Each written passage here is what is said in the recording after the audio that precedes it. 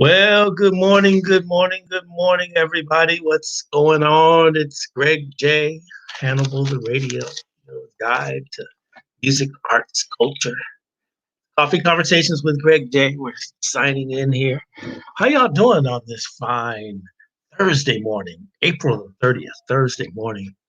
I know we're all on safe at home orders, shelter in place, lockdown, whatever you want to call it. And oftentimes it's a little bit hard to keep track of the days as we go through this stuff under the threat of the COVID-19 virus. We're really just trying to do some things here. We hope you're keeping safe. We hope you're keeping sane. We hope that you are staying prayerful in this stressful time. Right now, we're broadcasting live on our Facebook uh, personal page, Greg Day, uh, Columbus Song Coffee Company, Beach City Radio, Beach City Perspective. Those are the platforms you can see. You can also see us over there on YouTube. Today we have a very special guest. We're going to have Judge Mablean. We're just waiting for her to come on into the stream here so that we can begin our conversations. But while we're waiting for her, let's check out a few headlines from this morning's news. California Black Media Network reports that social media is ablaze with the news of a Rancho Cordova sheriff's deputy pummeled a 14-year-old in the chest, 14-year-old boy in the chest. Now, the incident stemmed from the minor having a Swisher cigarillo, which is illegal. And so the officer, I guess, apprehended him and felt it necessary to punch him really hard in the chest. The video is swirling about social media right now. It's gained the attention of Senator Kamala Harris and others. Just another example of police brutality in these here streets. Yeah. The Associated Press also reports that jobless claims have exceeded 30 million in the US because of the coronavirus. It's worsening a crisis unmatched since the 1930s. US intelligence agencies have concluded that the new coronavirus is not man made, but they're still examining whether the origins of the pandemic are from animals or a leak accident at a Chinese laboratory. Mm. Governor Newsom will order all beaches and state parks closed starting tomorrow, Friday. Why? Because down in Newport Beach, you saw it, tens of thousands of people over the weekend just got out there. They decided that, coronavirus be damned, we're about to get this sun in. And that's a no social distancing going on there. So governor has just stepped forth and said everything is closed, all things are closed, and that's what's going on there. We want to talk a little bit about justice today. So we were wanting Judge Mablean to come in. Let me just try to see if I can find out where she is. One moment, please. One moment. Yeah. These times have got us thinking, don't they? Got us working hard, got us really tapping into the depths of our creativity. We hope that you're finding this time productive for yourself and able to get in and do some really good things with your life. Take care of some things that you probably have been leaving around the house undone, doing some tasks that you really, really think should occur around your life. I know that me, it's almost like a monastery around here, just deep into thought and deep into creativity, trying to access and build business. Because you know what, once we get out of this, it's going to be a lot better. Going to be a lot better. So I'd like for you guys just to keep prayerful, keep your nose to the grindstone. You know that on the other end, we're going to do better. We're sending prayers and positive vibrations to those that you may know are coronavirus, You lost family members. You have family members that have been affected by this uh, pandemic, and I know it's stressful. It's stressful to be losing. There's people who are losing entire family lines in this coronavirus time, and we hope that you are really just trying to stay positive and stay prayerful and know that our thoughts are with you in this time. All right, we're reaching out to Judge Mablean, just waiting for her to come in and join this conversation. Um, Wondering what is going on. I don't know quite what to say here. Hold on one sec, y'all. Let me do this. If y'all just excuse me here, let's try to find out what's going on.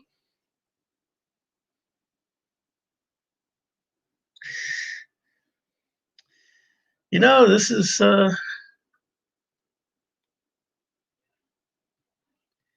this Gloria Willingham Torre. She's there.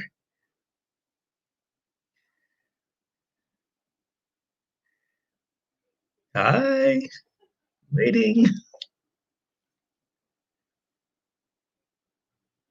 I sent you the link already. We're on, waiting. I sent you the link. We sent you the link already. We're waiting.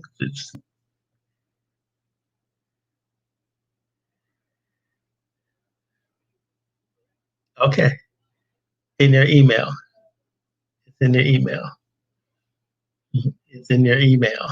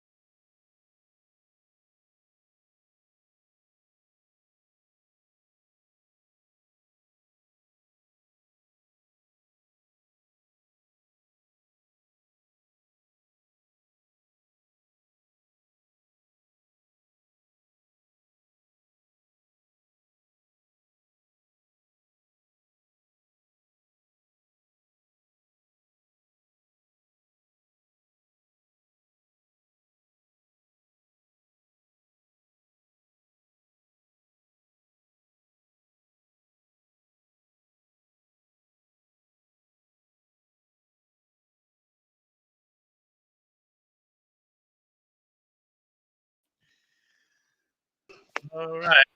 Here I am. Here I am That's it. too. I'm so sorry. That's all right. All right. Good morning. How are you? Well, you can see I'm late.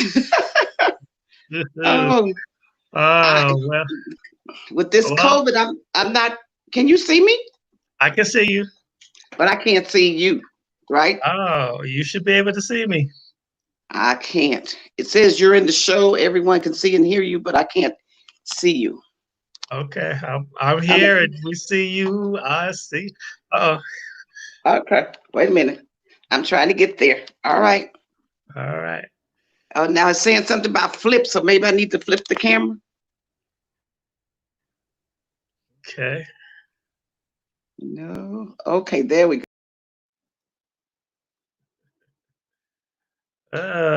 There we have it.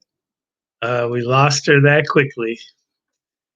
Well, ladies and gentlemen, just trying to make it all happen.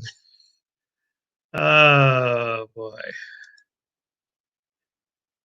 How y'all feeling out there? Let me know that you're there. Let me know how you feel. Let me know that you are okay in this year coronavirus. But we see your beautiful home there. What'd you say? I said we see your beautiful home there. I would just Oh, I don't usually display all of that, but whatever you can see, you can see. yes, we see it. Oh, you see? I can see you now and I don't see me. No, because your camera is flipped out to your house. I can see Is what? your dining table and the little plate in the middle Okay, there. I'm at the dining table. You guys switch your camera around so we can see you. Switch my camera around. Okay. I got to find it. She did it. Yeah.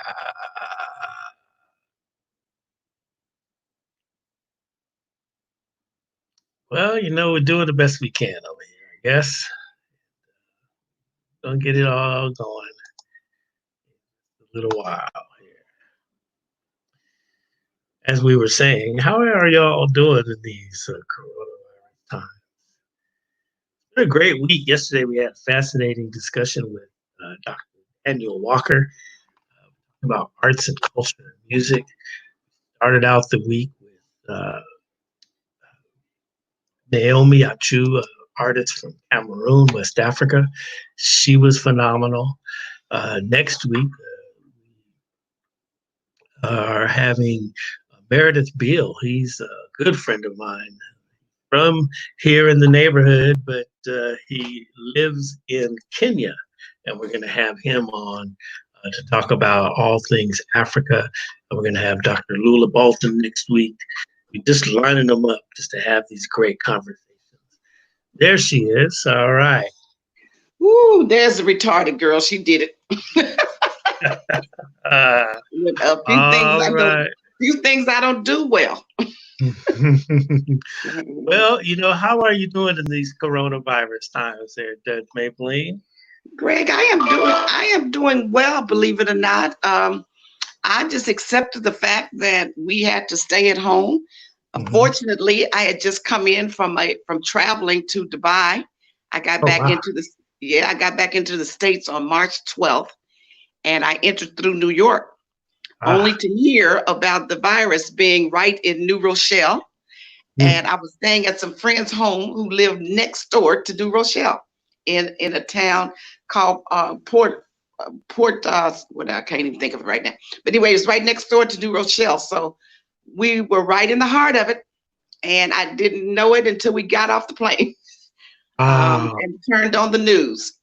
mm, So, of course, we went to the house on the 12th and stayed indoors. And mhm. my flight left for Los Angeles on the 14th. And then our mayor declared stay at home on the 15th. But I Yes. had already conditioned myself to stay at home for 7 days because I always quarantine when I come back in from an international trip. So fortunately, I was already in that state of mind to Mm, quarantine for mm. 7 days, not all this time. So I've Yeah. just accepted it and decided, okay, what can I do now that I can't go anywhere? I'm Mhm, not the kind of person that likes house cleaning, and I'm not a housewife. I'm not a person who does that kind of stuff. I hire housekeepers. I hire people to come, help me clean out my garage, clean out my closets and all that stuff. I Huh. decided to do a little bit of it myself, all except the cleaning. So I'm doing organizing and decluttering. And I That's do a what little bit every day. that's what I was just talking to the people about, is just how, we could take this time to be more creative, take this time to do the things that we, normally would not do. We would, it's just that type of time. I'm deep in the lab I'm building websites and trying to, just advance my business and doing the things that I probably didn't have the time to do, doing a lot of organizing and cleaning as well. And so in a way, this Yeah. is a good time, but I'm ready for it to be over. Yes, and I've been doing Instagram lives for the last month. I started that last month, at the beginning of this month, I think. So I've been doing that, and I went back into the practice of law a little bit, doing some trusts. So I have some legal work to do, but it's always something to do. I see. So it's not a boring time. I can tell you that. Right. Now, talk about your Instagram lives. I see. I saw the one with Tamar Braxton. That was really cool. And so you got Teddy Riley coming. Is that what I'm I have Teddy understanding? right. Yes, today at 2 o'clock on my Instagram live page.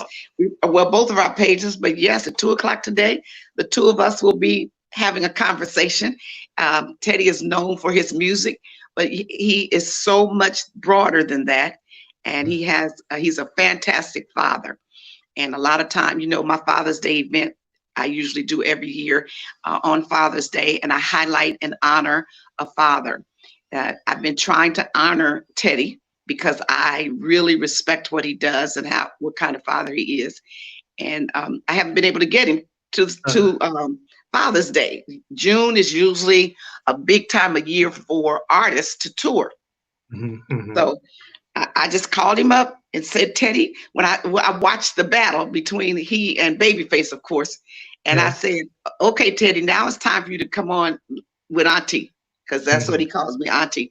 So he said yes. So we're going to talk about fatherhood. We're going to talk about a lot of excuses that men make not to be good fathers. And Teddy is going to, when you finish listening to him, every man is going to say, I absolutely have no excuse.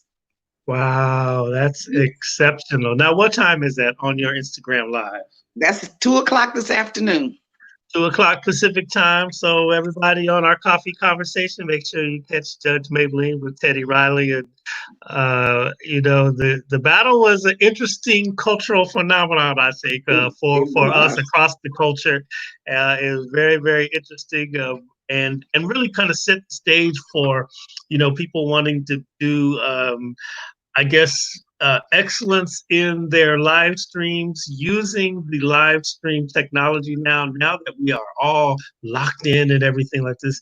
The available technology has become an essential tool, and people are becoming more creative, trying to do, these battles and trying to do live music performances, Yeah. conversations like this. And it's really a good thing for us to intersect with the available technology. I'm glad to see you doing that.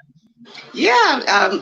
I think Erica Badu kicked it off for us. I remember the first week she did a concert from her bedroom and charged $1 a person to listen to that concert. And I was like, wow, is that creative? I don't have the creative juices flowing.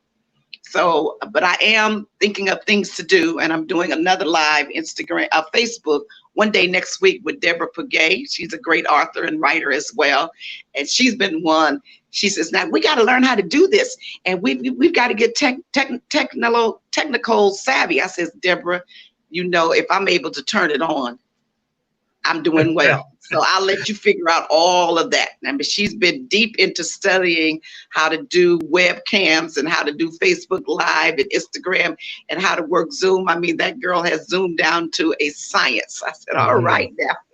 But I just don't like technical things. So that's not what I do. Okay. Yes, Yeah. yes.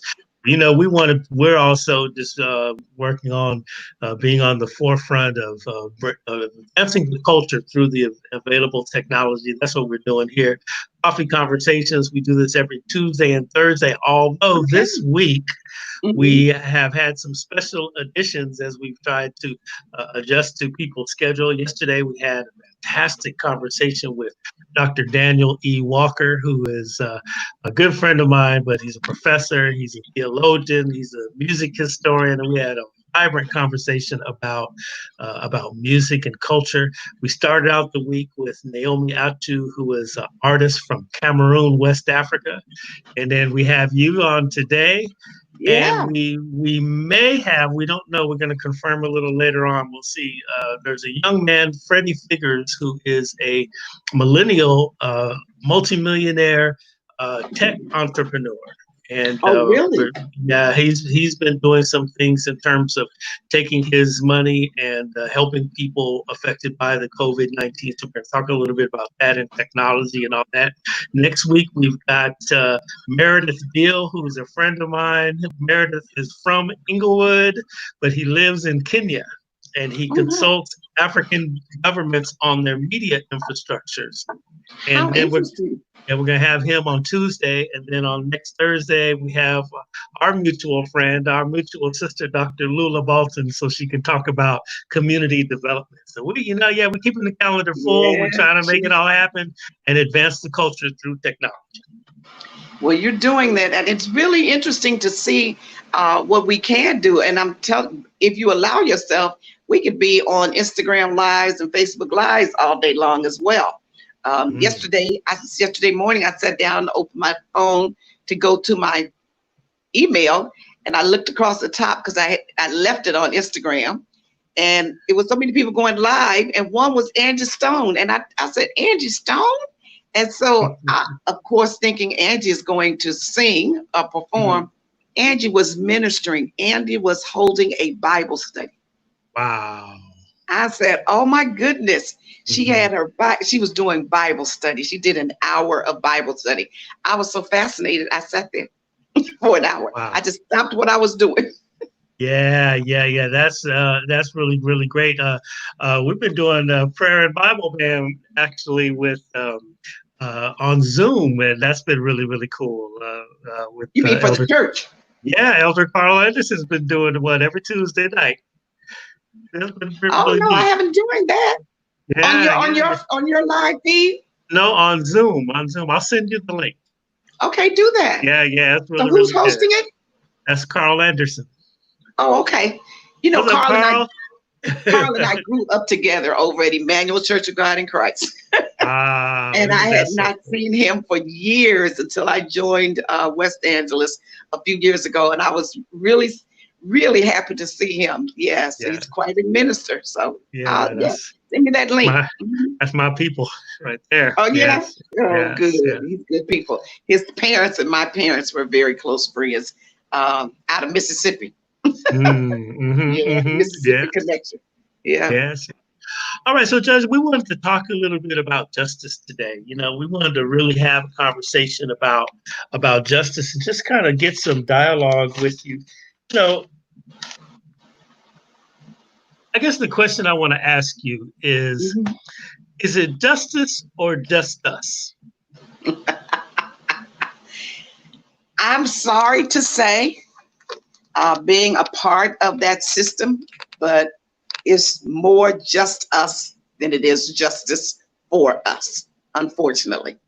I was just watching television the other day, and I saw the little 14-year-old boy who was beat and slapped around and jerked around like a rag doll on the ground by this big police officer in Rancho Cordova.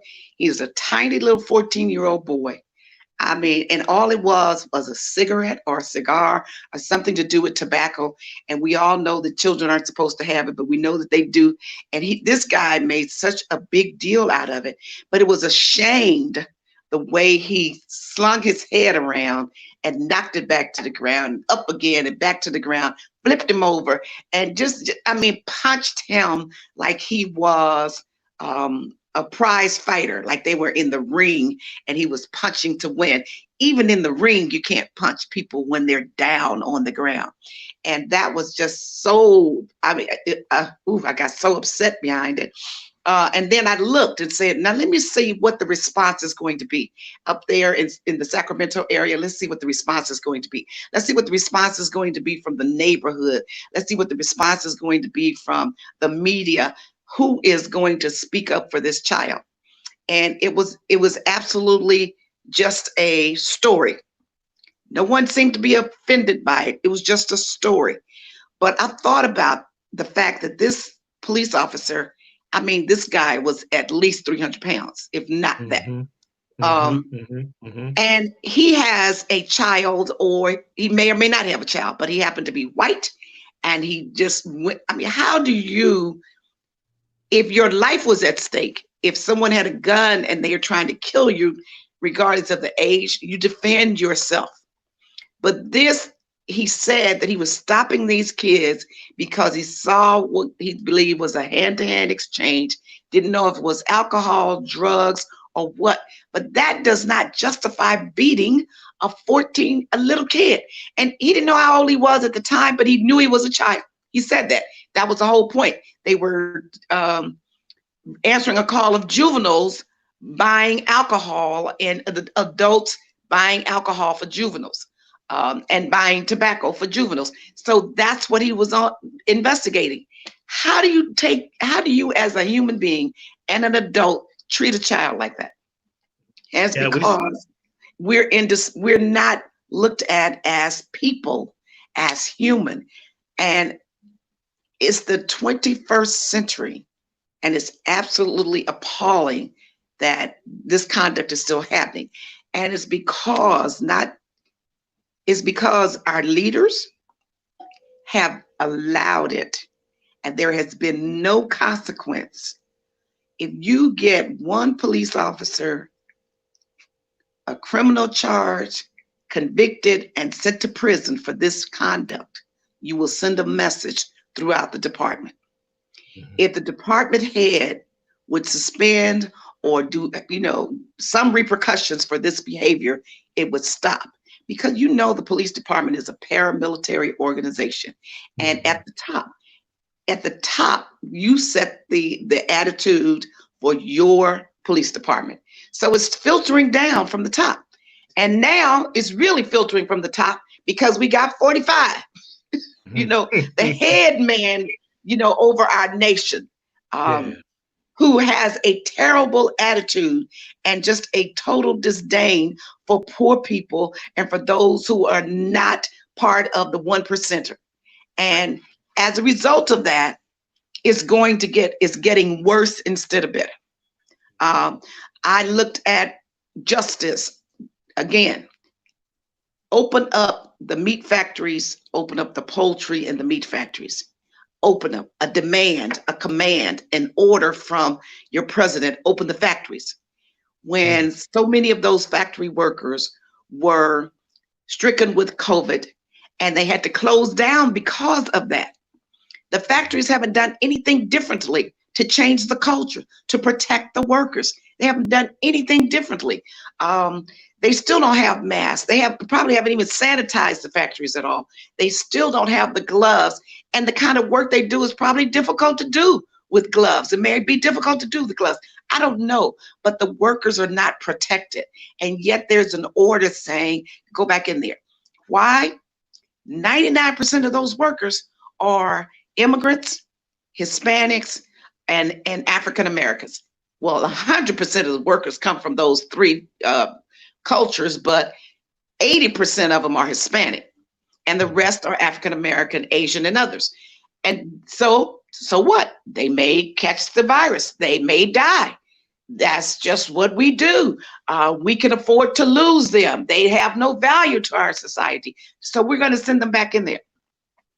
Essential workers were predominantly the grocery clerks, the fast food workers, the people that are delivering our food to us while we've been sheltered in. Most of the truck drivers that's delivering Amazon, UPS, the postal services, predominantly heavily African American, Hispanics, lower economic strata. The test comes out. We're going to start testing. Who are you testing immediately? Healthcare workers, of course. first responders. But those people have been out there putting their lives on the line as well when they're delivering all of this stuff, when they're working in the grocery stores. I went to the grocery store and I was appalled. The first week of the week of the 16th of March, when none of the cashiers had on masks. Right. None of them. None of them had on gloves.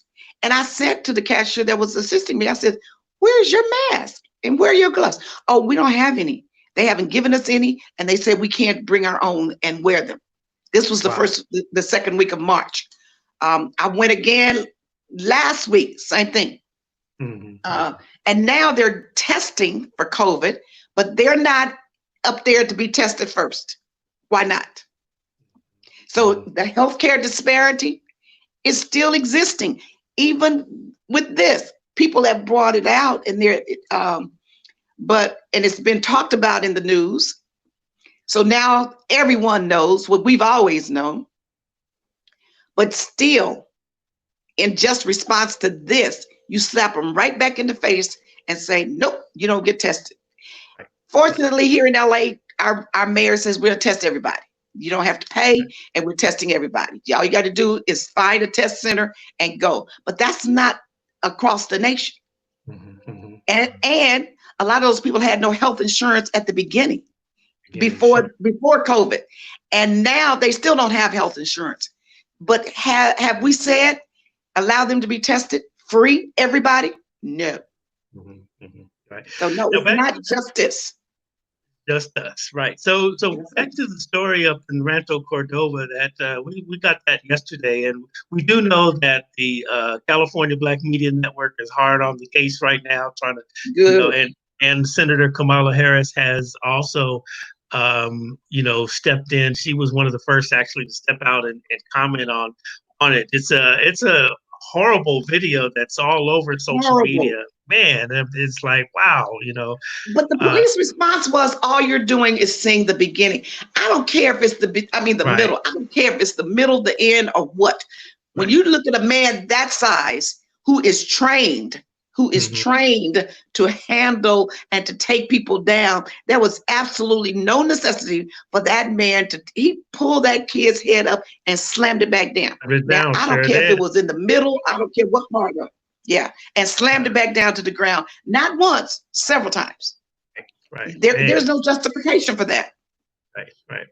Well, we're going to keep our eye on that story, that's for sure. And we're in close contact with Regina Wilson up there in Sacramento, who leads a conglomerate of African-American-owned newspapers and whatnot, so we can see what happens with that case. And we'll keep the people on Coffee Conversations posted as we keep on going. Yeah. I think we have to keep it in the news and keep it before the people. And there has to be protests about it. I said to myself, Mablean, you're not fighting like you used to fight. But I remember when I was the protester and I was sending out the notices and I was writing the letters to Congress and our congressional people, and I was going up to Sacramento to testify, and I was part of the quote movement for justice. And I said, when I looked at that, I was like, okay, now what you gonna do? What you gonna do? So I did tweet about it, but what else am I going to do? Right. I was going to ask you now, what are I know that you are, I'm around you enough to know that you are really about our culture, really about the movement. Now, talk about your influences and your background and what caused you to begin to be on the front lines of the struggle. Because some people just kick back, and just try to let it happen and let others do the work. But you are about it. So talk about your influences and your background to make you that way. Believe it or not, my background to give me the whole attitude of being concerned about my fellow man and being concerned about those who are less fortunate than I is the Bible. The least, when you do this to the least of these, my brother, you do it unto me. I don't know, somehow that lesson stuck with me in Sunday school. But again, it stuck with me, and it's not sticking with it's not sticking with the church, because a lot of churches are closing their doors. Remember, the churches were in the forefront of the civil rights movement. It was ministers and it was churches and it was Christians who were in the forefront of the civil rights movement on behalf of African Americans. But that is not the case any longer. But that's where I got my beginning. And from my parents, I had examples. My mother and father always were doing something to help someone who was less fortunate than us. And we weren't rich. I grew up in South Central Los Angeles. My parents migrated here from Mississippi. My mother was an LVN. At first, she was just a VN. And then she finally went to adult school at Jefferson High School, got her LVN license. My father was a butcher who had a stroke at age 56 and could no longer work, and still 7 children for my mom to get through school. But I learned to be concerned about others. I saw my mother when a kid walked past our house on 32nd Street between Central and Naomi. If a child walked past our house alone, a little kid, she would look out the door. Where are your parents? Why are you walking out here by yourself? And this was the 60s when it wasn't as bad. Why are you walking out here by yourself? If one of us were older, walk that kid to the corner, walk that kid home. He say, I live around the corner, walk him. You know, that's what we did. The elderly people in our community, I wouldn't go past, I had 2 elderly women, sisters, as we call them, spinsters, lived 3 doors from our house. Mm-hmm. On my way to the store for me, I stopped there to see if they needed anything from the store. That was just who we were. My mother would put our clothing together. Every year she went back home to Mississippi to visit her mom and her sisters, her sister and brother, and her nieces and nephews. All of our things, our clothing, our shoes that we no longer could wear, that were still in good condition, nothing that was raggedy now. She didn't just give you, we had to pack that up. My mother took that back to Mississippi. My mother would take that to people in the neighborhood. My mother never threw anything away that was in good shape. We weren't allowed to do that, and we weren't allowed to sell it. And to this day, I just had this conversation with my niece last night on the phone. I said, I'm cleaning out. I got all these clothes. I got to do something with them. She said, take them to Goodwill. I said, I don't take my stuff to Goodwill because I don't give my stuff away to be sold. Mm-hmm. I don't give it away for someone else to sell it. I give it away. That's so right. I don't take my clothing to Goodwill. I don't take my clothing to the Salvation Army.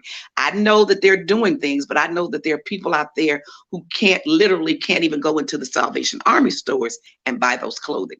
There are people who can't go into the Goodwill stores and buy the clothing. So I'm just going to give them away.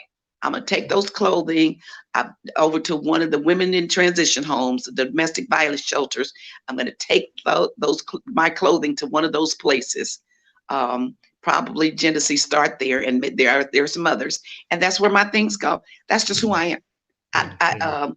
If I see a child or a person in need, I'm going to open up my heart and my hands and my wallet and do whatever I can to help. And that's what I've been doing through this crisis. I was like, oh my God, what am I doing? So every time I'm watching a show, there was a young lady, it's a group called Love Thy Neighbor. And she's out there feeding those homeless. And I was like, wow, I'm a senior. I'm at risk. I can't go out there and be a part of that. They've made me believe that that's not something that I should do, be in that circle. I've said, but I can send her some money to help her do. Okay. Mm-hmm. Rochelle Collins, who runs Cannon House. She said she just got a contract from the state to house the prisoners that they've released because of COVID. And so they were releasing those who are non-violent offenders and who had short terms left on their prison stay.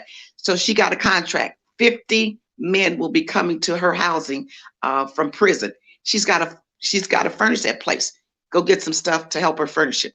You know, go get some sheets, some linen, things to help furnish that place. It's just part of me. Mm-hmm. It's second nature, Greg. I don't give it a thought. I don't give it a thought. It just happens. I was watching the BET special. They had a fund for people for COVID to help, got online, donate now, there's a donation. It's just something I do because it's ingrained in me. I believe that I have to help other people. Right. that need help. Any way I can. I was online with my little mentees from Jefferson High School yesterday. They finally allowed us to continue our program with them. We would go in every Wednesday. It's a group of sisters. We call it Sisters Pride. And we teach these young ladies self-pride. We teach them management skills. We teach them leadership skills. We teach them employment skills. We teach them how to carry themselves. We mentor them. And we go in there every Wednesday to Jefferson High School. Well, with school being closed, the leader of my board, Bonita Perkins, that was her. She's the chair of that project. She's been contacting the school leaders and saying, look, we want to continue this because we want to be in touch, because those children, not only are we helping them, but they come from families that have less than and don't have enough. And we wanted to make sure that our kids were not sitting over there with their families, not having enough. Mablean Foundation was going to be a part of that. So we've been reaching out to them. Finally, the school allowed us to have a Zoom conference with them every Wednesday, just as if they were in school. So that's what we're doing. That's really awesome. It's all about giving back to the community. I'm all about it also. I know. I really am so glad for you to be able to share that with the people, all the great stuff that you're doing. Because you know what? We just do it out of the love for the people, it's like you said, it's ingrained in us, Yeah, and ingrained. As we talk about social justice, yesterday was the anniversary of the start of the civil unrest in 1992. And we were asking people online, where were you when the verdict occurred in 1992, and what was your gut reaction?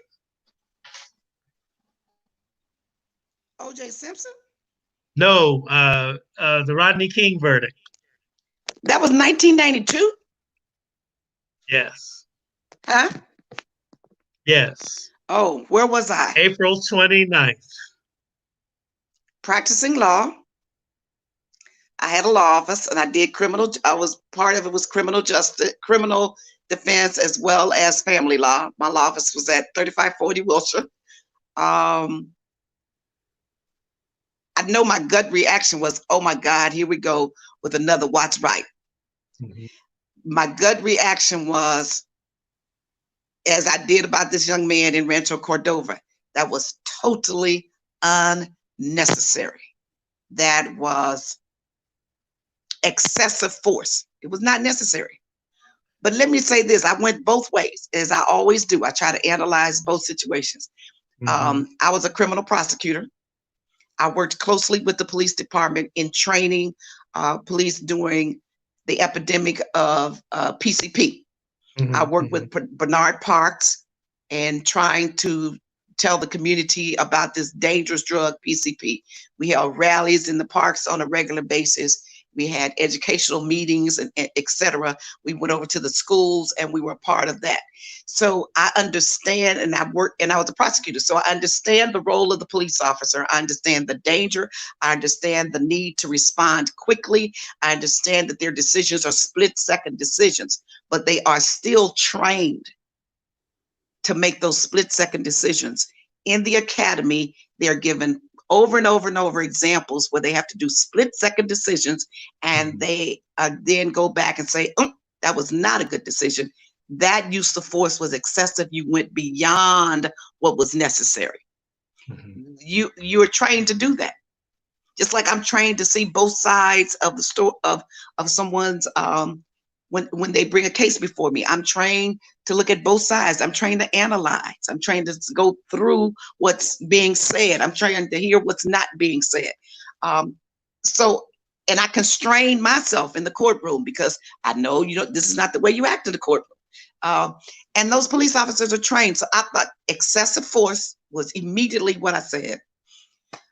Rodney King was stupid in that he should have stopped his vehicle when the police put the sirens on him. That chase was unnecessary. That was stupid on his part.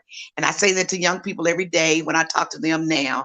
When the police put a red light on you, when the police stop you, you need to respond to them and do as they ask you to do.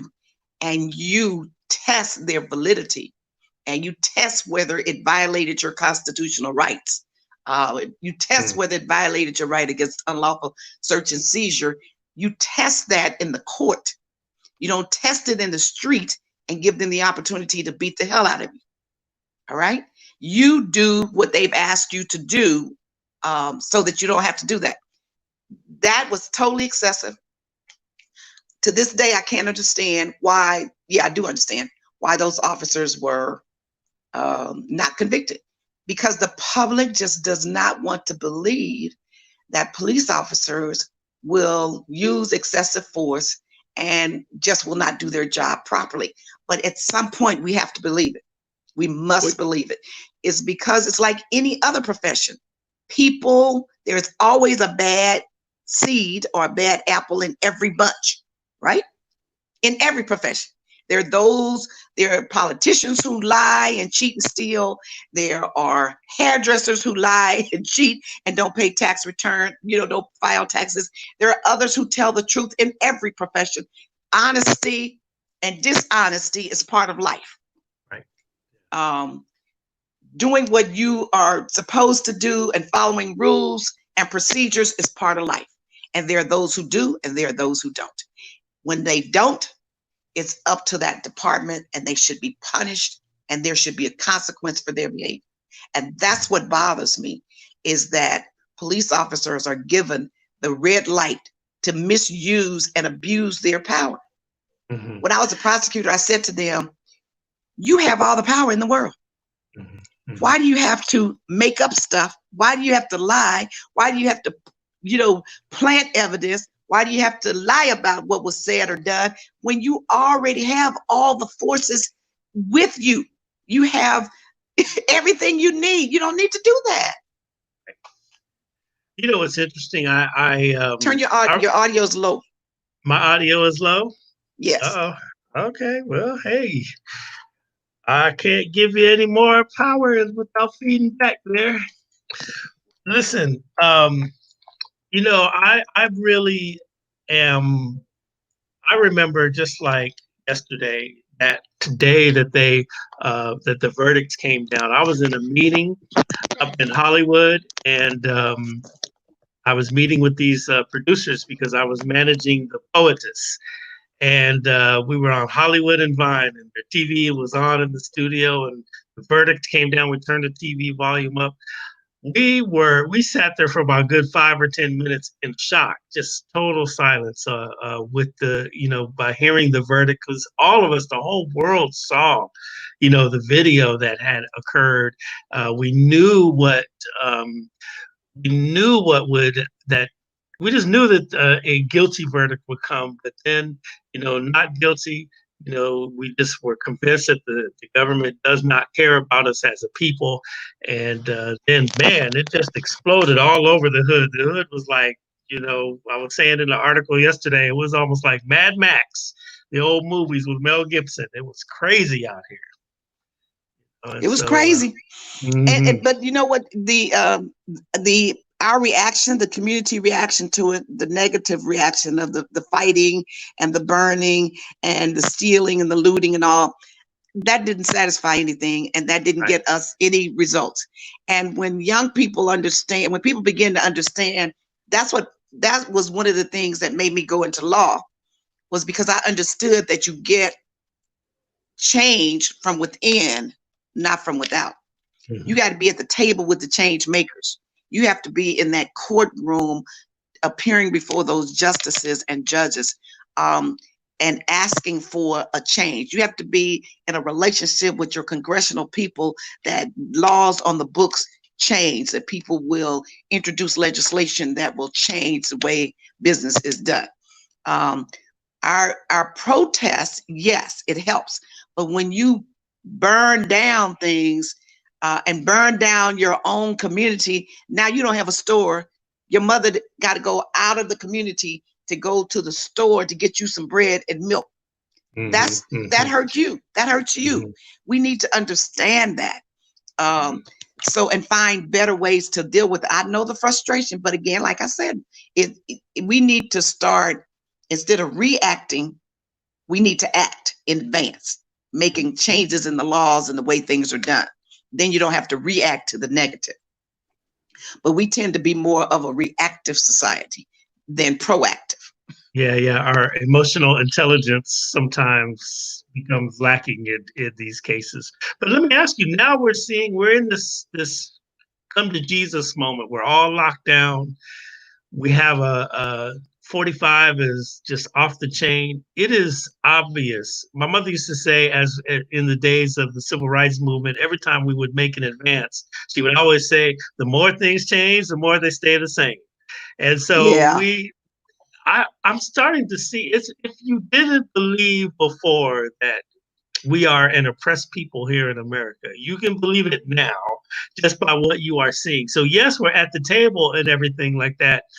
Yes, we're better at operating, in the courtrooms and everything, but it still seems like the system is just hell bent to, I just got to say it, just almost like kill us. It's bad out You here. know, that goes to show you that anger, that hatred, um, the way one has been taught to feel about us, that it lingers and it passes down from generation to generation, just like our lack of love for ourselves and our own self-hatred for each other as African Americans, and the way we sometimes treat each other. Those young people out there killing each other as opposed to loving each other. That self-hatred has passed down from generation to generation. We were taught when they brought us over here, part of the training was to teach us to hate each other and to pit us against each other. If you watch the slavery movies, if you read the books of history, that's what the enculturation was. All right. It's the same for white folks. Their feeling of superiority, their feeling and belief that they're better than us, their feeling and belief that they don't have to treat us as human beings, that they can control us, and that if we don't listen and do what they say, that they can beat the hell out of us. It's part of the culture. There has to be a transformation and a renewal of the minds, a transformation of the spirit and a renewal of the minds. And people sometimes get angry with me, but the church, if you listen to the evangelical, predominantly white churches, they are still teaching and preaching basically the same kind of philosophy. They don't want a quote welfare state, as though we're the only people on welfare. But you are holy and loving God, but yet you're saying that I'm not supposed to extend a hand to my fellow man who's in need. And you're preaching that it's the same kind of stuff. That hatred is still ingrained in them. The hatred for us and the belief that they're superior, we're inferior, that's passed on from generation to generation to generation. And what has to happen is a transformation and a renewal of the minds. We sit up in these halls, like you say, at the table, but nobody brings it to their attention. Somebody has to say, when you're sitting there and you're talking about legislature, that's going to have a negative impact on Black people or on poor people. No, you're not considering how this is going to impact. We're not even considered in the discussion. Yeah. This is a good subject. Yesterday, Dr. Daniel Walker and I were talking. We were talking mainly about, music and culture and everything. But a term that derived out of that conversation was a cultural resurrection. It's a reset that we have to have right now because yes, it's really, really, really something. So, man, let me just kind of change lanes with you there, Judge Mablean. This is a great conversation here. Thank you so much for coming on here, Coffee Conversations with Greg J.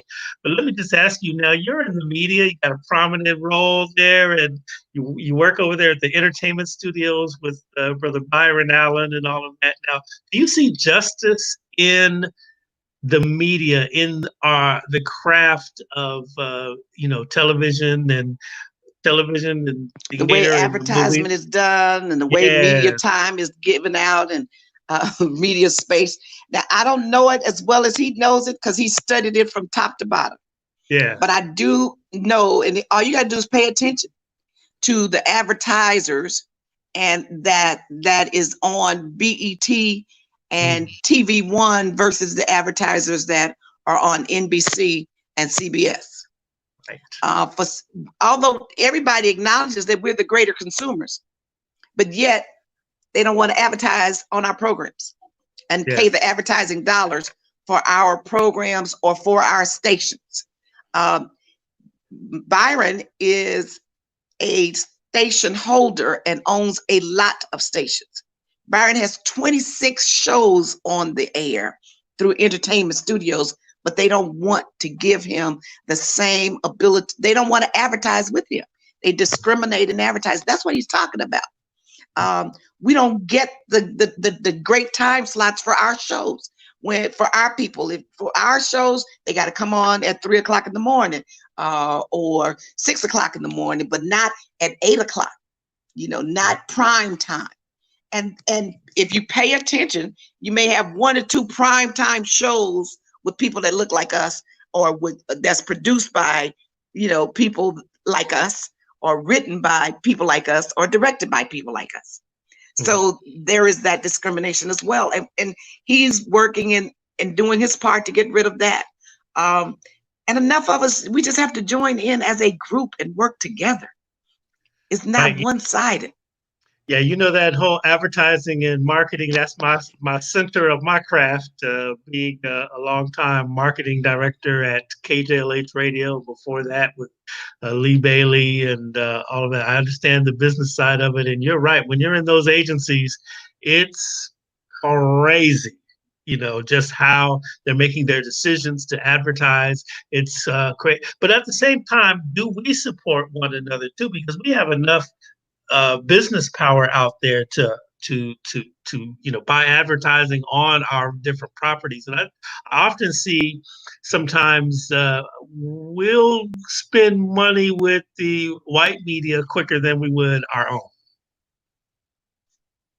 I'm having a hard time hearing you. So I was trying to get on the computer, but I can't get access on there either. Now say it again. I was just sharing with you about my experiences as an advertising and marketing executive. I just wanted to know about what you thought about our people supporting our own programs, advertising with us, because oftentimes we will support the other man's programming quicker than we will our own.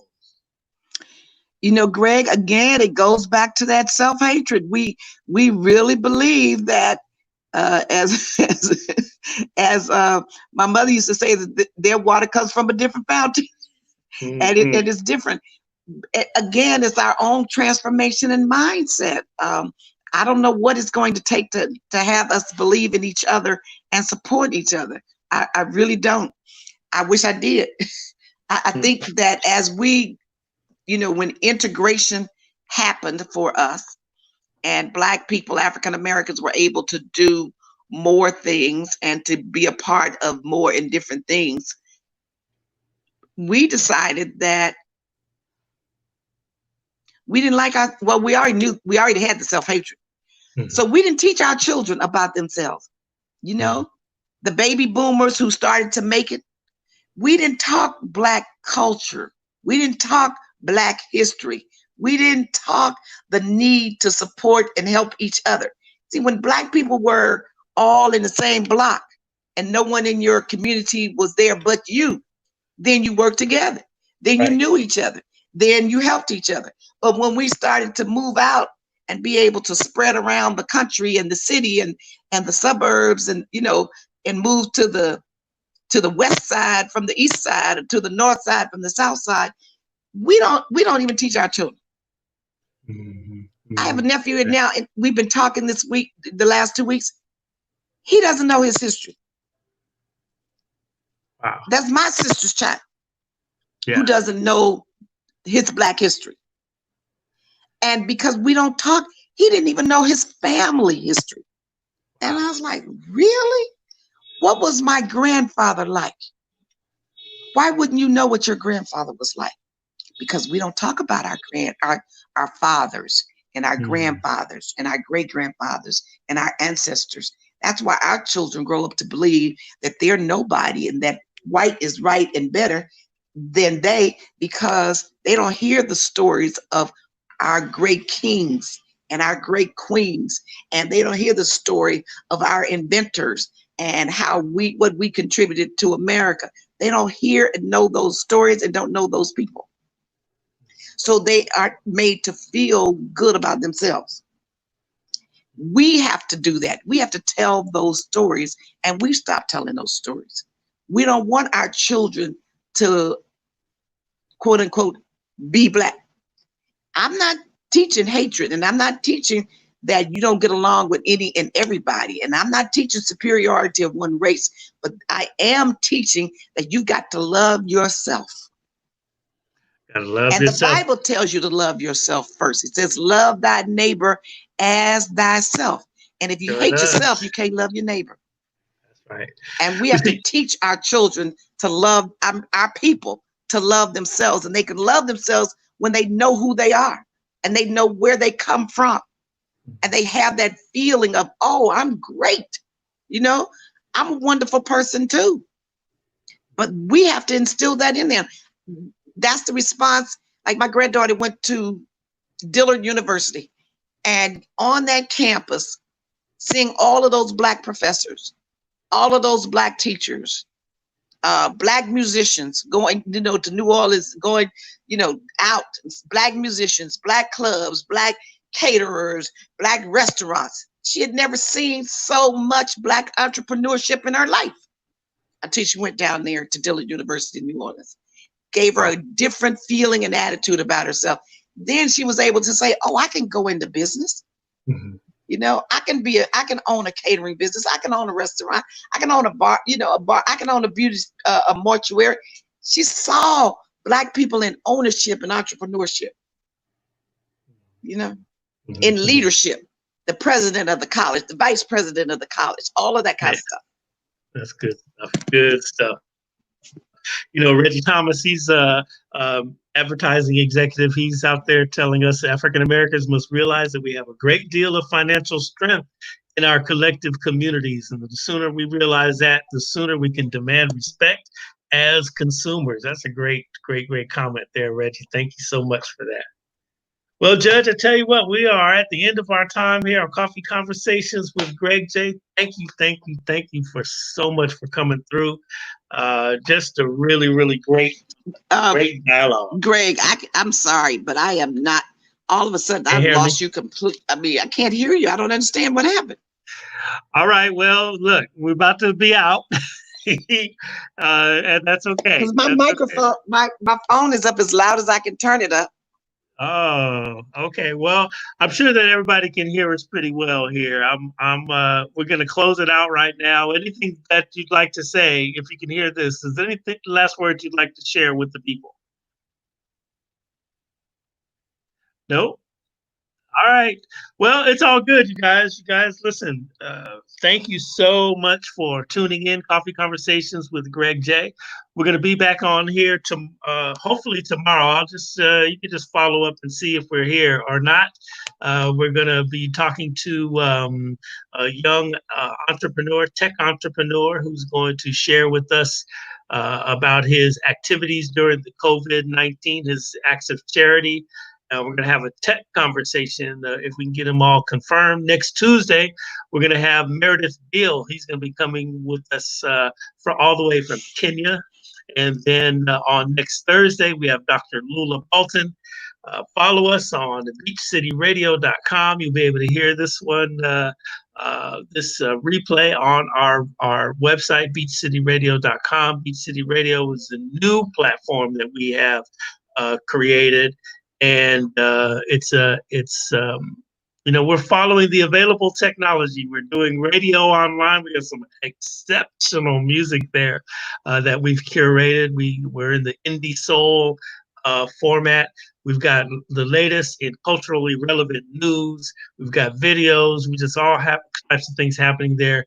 beachcityradio.com. And of course, we've got the coffee, Columbus Song Coffee Company. We import that from the mountains of Cameroon, West Africa. When you purchase that, that's Farmer Direct. We got a collective of small farmers out there in the mountains, ColumbusOnCoffeeCompany.com. Go ahead and check it out. God bless you guys. Here's a word of inspiration before we're out of here. This is from Aristotle Onassis. He's saying, it is during our darkest moments that we must focus on the light. Thank you so much for listening. Love one another. Peace and blessings. All right, goodbye. Thanks a lot for having me. Hopefully I'll have this down the next time. You got a deal.